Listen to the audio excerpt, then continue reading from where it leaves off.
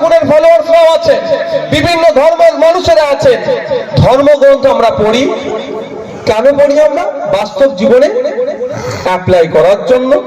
সব ধর্মে আমি মনে করি সঠিক দিশা দেয়, সত্যের কথা বলে, ন্যায় পথে থাকার কথা বলে।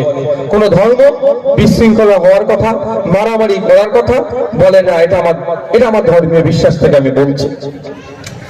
আমাদের প্রত্যেকের বাড়িতে যে ধর্মেরই হোক না কেন ধর্মগ্রন্থ আছে, আমরা সেটাকে অধ্যয়ন করি।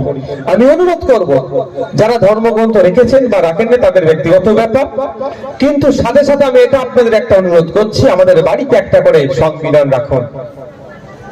সেখানে অধিকারের কথা উল্লেখ আছে।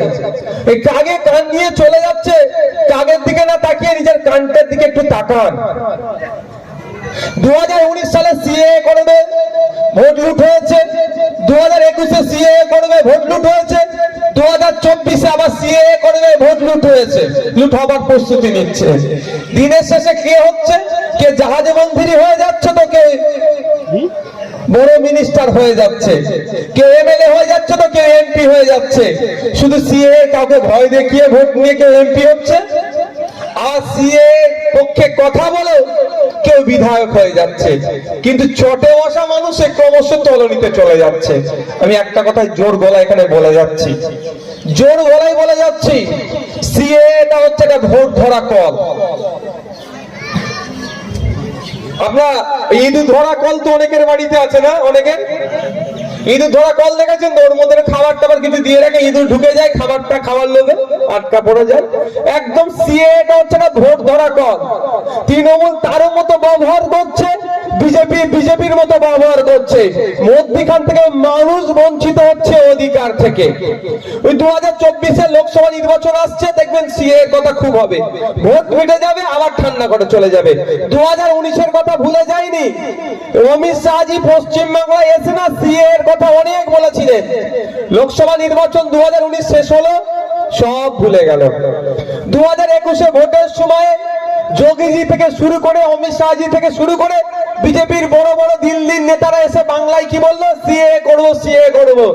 আর মমতা ব্যানার্জি, অভিষেক ব্যানার্জি, তার দলের সাঙ্গপাঙ্গরা সিএ কে আটকাবো আটকাবো আটকাবো, ওরা বলছে করবো, এরা বলছে আটকাবো। ভোটটা সুন্দরভাবে দুটো ভাগে ভাগ করে নিল। ভোট মিটে গেল 21, 2023 কোনো খবর নাই। কি দেখলাম? নভেম্বরের 29 তারিখে সম্ভবত 2023-এর অমিত শাহজি কলকাতায় আসে কি বললো? সিএ করব। মানে আমি বুঝতে বললাম আবার ভোট আসছে। একটা সময় ছিল রাস্তা সারাই হলে, রাস্তায় মেরামত হলে আমরা বলতাম কি এবার ভোট আসছে। পিজের গন্ধ নাকে আসলে এবার ভোট আসছে। এখন আর পিজের গন্ধ নয়, এখন সিএ এর কথা কানে আসলেই মনে পড়ে যাচ্ছে তাহলে এবার ভোট আসতে চলেছে। আর তো ইস্যু নয়, আর তো ইস্যু কি আছে? আজকে বলছে মতুয়া ভাইদেরকে নাগরিকত্ব দেবে। আমি জাস্ট একটা কথা এখানে রাখতে চাই মতুয়া ভাইদের উদ্দেশ্যে, মতুয়া ভাইরা কি আমাদের নাগরিক নয় দেশের? তারা কি নাগরিক নয়? আবার কি নাগরিকত্ব দেবে? আমরা যে সরকারি স্বাস্থ্য কেন্দ্রে যাচ্ছি তারাও যাচ্ছে, আমরা সরকারি চাকরি করছি তারাও করছে, আমরা সরকারি বাসে চড়ছি তারাও করছে, আমরা রেশন নিচ্ছি তারাও নিচ্ছে, আমরা যা নিচ্ছি তারাও পাচ্ছে। তারা কি নাগরিক নয়? আবার নাগরিকত্ব দিবেন? বোকা বানানো হচ্ছে। মতুয়া ভাইদের উদ্দেশ্যে বলবো, একটু চোখ কান খুলে রাখো। শুধু ভোটের জন্য নাগরিকত্বের জিগির তুলছে, ভোট মিটে যাচ্ছে, আবার বোকা বানাচ্ছে। সময় এসেছে, কি মতুয়া, কি আদিবাসী, কি দলিত, কি মুসলিম, কি নাগরিক, প্রত্যেক নাগরিককে বলবো আসুন অধিকারের নিরিখে ভোট হোক।